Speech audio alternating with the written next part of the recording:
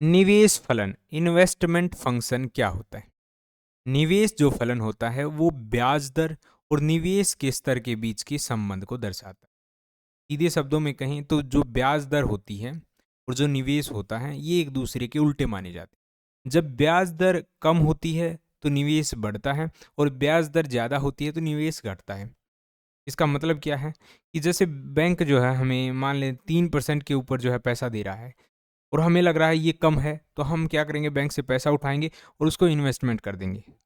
और अगर आप बैंक हमें 10% 15% के ऊपर पैसा दे रहा है, तो हम क्या करेंगे, हम पैसा नहीं उठाएँगे। तो एक तरह से क्या होगा, देश में निवेश कम होगा। तो ये एक दूसरे के बिल्कुल उल्टा काम करते हैं और इसी चीज़ को हम समझते हैं निवेश फलन के अंदर। यह हमें बताता है कि निवेश का जो निर्णय होता है मुख्य रूप से 2 कारकों के ऊपर निर्भर करता है। पूंजी की सीमांत दक्षता, यानी जो पैसा हम लगा रहे हैं, जो पूंजी हम लगा रहे हैं, उससे हमें कितना फ़ायदा होगा, वो कितनी कमा कर देगी, और लाभ की उम्मीद और ब्याज की दर। इनके ऊपर ही डिपेंड करता है कि निवेश कितना होगा। और आमतौर पर जो ब्याज दर है और निवेश के बीच में हमने बता दिया विपरीत संबंध होता है।